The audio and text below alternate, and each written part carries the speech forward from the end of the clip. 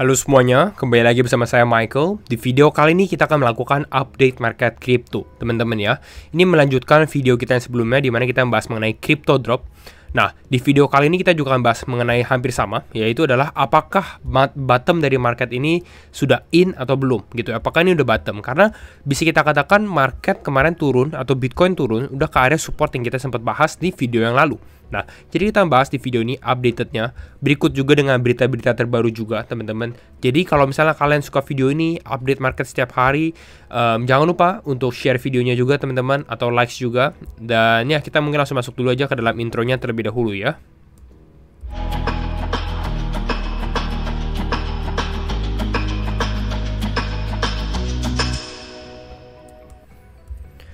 Oke, ya kita langsung bahas saja mengenai overall keadaan market, di mana memang dalam beberapa jam terakhir bisa kita lihat Bitcoin ataupun market sedikit mengalami penguatan.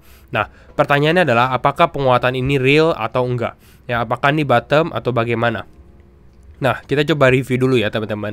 Dalam 24 jam terakhir, beberapa kripto sudah ada sedikit recovery. Ya di sini AI16Z mengalami kenaikan 14,6%, ada iOS naik 11%, ada Sui naik 10% dan beberapa kripto lainnya juga. Ya. Tapi kalau kita lihat dari 24 jam terakhir sendiri apakah ada yang koreksi? Masih ada. Rune ini mengalami penurunan. Lalu ya hanya Rune aja sih yang signifikan gitu. Tapi kalau kita lihat dari 7 hari terakhir rata-rata koreksi gitu ya, rata-rata mengalami koreksi mungkin belasan persen. Jadi dalam seminggu terakhir semua hampir mengalami pullback. Hanya beberapa kripto aja yang bisa kita katakan mengalami positive movement ya. Ada iOS, ada XDC, ada Sui, Om, Mantra gitu ya, ada Gate token dan beberapa kripto lainnya. Nah, Fear and Greed bagaimana? Fear and Greed kita lihat di area netral saat ini. Ya, jadi walaupun market drop dan lain-lain, kita masih di area netral. Bahkan kemarin pun juga masih di area 69 gitu. Nah, kita coba lihat beberapa analisa. Nah, ini kita langsung masuk ke beritanya teman-teman ya, di mana kalian bisa lihat dari sini DOJ atau Department of Justice teman-teman ya, mereka dapat diperbolehkan atau di-cleared gitu ya, kalau misalnya mereka mau menjual seize atau barang sitaan dari Silk Road Bitcoin. Nah, ini cukup besar karena sekitar 6,5 miliar dolar gitu untuk Bitcoinnya. Kalian bisa lihat dari sini. Nah, ini US Government Silk Road Individual / FBI Confiscated Funds. Jadi ini bisa kita katakan barang yang disita, Bitcoin disita gitu dari yang sudah masuk ke dalam walletnya pemerintah AS atau Amerika Serikat. Dan ini kisaran berapa? 69.000 Bitcoin atau setara dengan 6,4 miliar dolar. Jadi sebenarnya ini diperbolehkan aja. Kita nggak tahu beritanya karena ada yang bilang, oh berita ini udah lama. Ada yang bilang juga bahwa ini berita baru. Kita nggak tahu apa yang sebenarnya terjadi teman-teman. Tapi kalau misalnya kita track dari wallet US government sendiri, ya ini dari CryptoQuant sendiri, kalian bisa perhatikan. Nah, ini kalian bisa lihat ya, US government Silk Road Bitcoin Holdings ya, bahwa kalau kita lihat dari on-chain datanya ya, bisa dikatakan Bitcoinnya masih untouched atau tidak disentuh. Istilahnya mereka mungkin diperbolehkan, tapi bukan berarti Bitcoin tersebut sudah dijual gitu. Dan no outflows detected, jadi tidak mengalami outflows. Lalu US government Silk Road balance-nya sendiri ya masih di area 69.000 gitu ya, hampir sama yang tadi saya sudah sempat berikan juga di sini. Ya, itu untuk beritanya. Lalu kita kalau lihat dari sini juga, nah drop Bitcoin ini kan kalau teman-teman aware dari newsnya, beritanya ya teman-teman, pada saat berita ini keluar sebenarnya market ini udah drop, udah mengalami penurunan gitu. Nah, kita bisa lihat bahwa di tahun ini, tahun 2025 ya, karena kita baru mengalami tahun baru juga, ini adalah penurunan terdalam Bitcoin di tahun ini ya, 13,5% dari all time high-nya.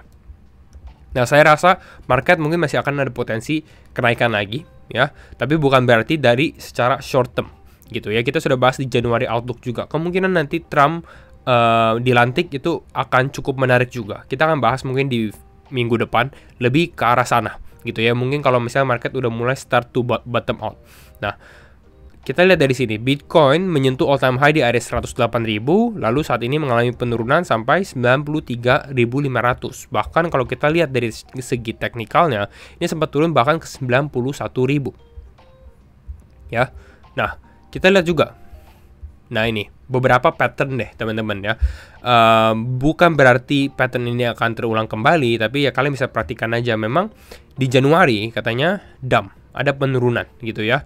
Ini di tahun 2023. Di tahun 2024 juga mengalami hal yang sama, mengalami penurunan. Kalian bisa lihat dari sini, Januari ada sedikit menurun. Di sini juga kalau kita lihat dari 2023 di awal ya ada sedikit penurunan atau artis konsolidasi gitu. Nah, Februari baru mulai mengalami kenaikan sampai Maret kuartal 1 nih. Februari Maret explosive move, Februari Maret explosive move, ya mungkin Februari Maret ini explosive move. Ini untuk Bitcoin ya, teman-teman. Lalu dump di kuartal 2, penurunan di kuartal 2, baru pump lagi di kuartal 4. Ya, ini dari Ash Crypto Real ya, bukan berarti ini akan terulang kembali.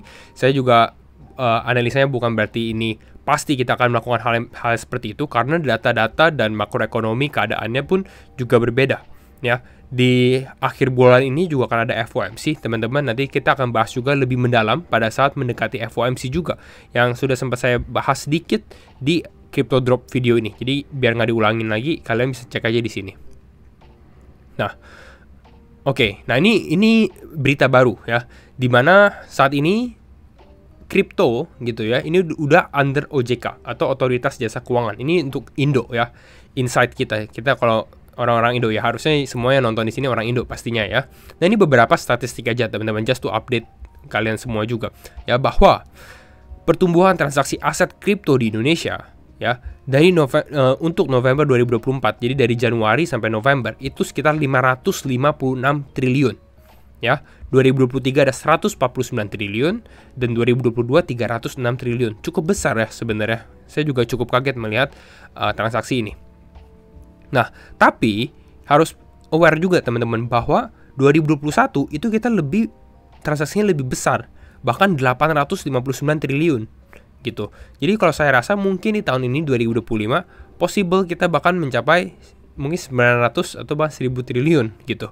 Nah, kita akan lihat aja di 2025 kalau benar-benar market mengalami kenaikan, karena biasanya kita lihat dari sini market akan mulai aktif kembali gitu ya pada saat memang rata-rata semua kripto itu mengalami kenaikan gitu. 2020 ini bisa katakan semua belum terlalu banyak yang aware terhadap market kripto ya. 2021 baru banyak yang aware, 2024 juga baru lebih banyak orang investor retail yang masuk ke dalam market sendiri. Gitu ya. Jadi kita sudah under OJK nih sekarang. Nah, lalu kita lihat juga dari sini ya. Di sini adalah untuk retail investor, teman-teman, di mana nah ini yang cukup menarik teman-teman, di mana retail demand saat ini mengalami penurunan 21,7%. Ya, ada penurunan yang cukup dalam. Ya, retail demand ini mereka sort berdasarkan data on-chain juga. Volume ini berdasarkan dari $0 sampai $10.000 ya. Kalau teman-teman yang retail mungkin ya trading di area segini, 0 sampai $10.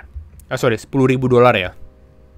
Jadi saat ini pun retail interestnya lagi paling rendah lah, bukan paling rendah tapi ya lumayan rendah lah, karena paling rendah itu di pertengahan tahun 2021 ya, mungkin kisaran Juni ya, pada saat kalau salah Luna crash di sini itu orang-orang pada takut juga gitu. Nah, kita mungkin sekarang bahas saja mengenai what's next untuk Bitcoin sendiri teman-teman, just untuk review juga. Yang pertama saya harus aware juga akan ada beberapa data makro, karena video ini dibuat pada saat hari Jumat. Jadi akan ada data NFP atau non-farm payroll secara data makronya. Jadi kalian bisa perhatikan data tersebut juga ya. Nah, sekarang kita coba bahas mengenai Bitcoin terlebih dahulu ya, karena mungkin nanti kita bahas altcoins beberapa video berikutnya setelah memang udah cukup clear keadaan market.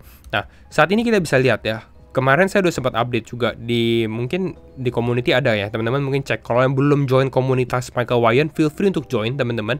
Itu udah di deskripsi. Kalian bisa pilih Telegram ataupun Discord ya. Bahkan Laba Lab pun itu adalah Discord server saya. Itu juga ada yang free outlook-nya. Jadi kita tetap ada akses untuk free-nya juga, gratisnya buat teman-teman belajar, teman-teman update terhadap market kripto gitu, ataupun Telegram. Nah, kita bisa lihat ya dari 1 jam terakhir beberapa hal yang saya mau point out. Yang pertama adalah ada sesuatu yang menarik di sini, di mana ini sepertinya nggak terlalu natural nih kenaikan dari Bitcoin. Kalian bisa lihat dari sini seperti naik anak tangga. Ini kelihatan mungkin ada pemain besar, mereka beli pelan-pelan gitu. Jadi kenaikannya nggak seperti penurunan, nggak natural lah. Kita bisa lihat seperti ini. pelan-pelan di sini gitu ya. Dan kita bisa lihat pada saat kemarin Bitcoin turun juga memang penuh dengan selling pressure gitu. Bahkan di sini saya selalu memperhatikan untuk exponential moving average 20-nya aja nggak ketembus. Ini menjadi area resistance. Makanya kita bisa katakan bahwa seller masih in control. Baru hari ini market mulai mengalami kenaikan gitu ya. Tapi ya di sini ini nggak terlalu natural. Jadi menurut saya nanti kita akan mengalami reaksi market pada saat nanti akan ada data makro. Karena saat ini mungkin akan lebih macro driven teman-teman. Kalau misalnya data yang keluar adalah lebih bagus, ya good data, artinya bad for markets sebenarnya. Yang kita mau butuhkan gitu ya memang bad data gitu. Kalau misalnya kita butuh ke data ekonomi, kenapa? Karena dengan adanya bad data, ada kemungkinan lebih besar untuk the Fed potong suku bunga. Tapi nanti ini saya akan bahas lebih dalam di next videonya aja. Nah, jadi kita kalau lihat saat ini, target saya kalau secara di time frame 4 jam itu akan berada mungkin di area kisaran ini. Ya karena ada data makro yang keluar, NFP dan unemployment rate. Jadi ada potensi sebenarnya kita untuk bounce lagi gitu ya teman-teman. Saya targetin red box ini sih sebenarnya ya. Karena menurut saya kita udah tag ya, kalau kita sedikit track back dulu ya. Kita dari resistance-nya di sini ya, di area resistance ini saya udah sempat bahas di lab atau di video saya juga udah bahas juga bahwa kita di area resistance kemarin, di saat semua orang bullish di sini, padahal kita testing resistance. Ini sebenarnya bukan area untuk beli gitu ya. Ini kalau kita lihat, wah ini possible untuk short gitu. Jadi sekarang market mengalami penurunan, balik lagi ke area demand area yang ini ya. Kita ada potential options di mana untuk sweep ke area 89 ribuan karena saat ini Bitcoin masih ke area 91 ribu gitu.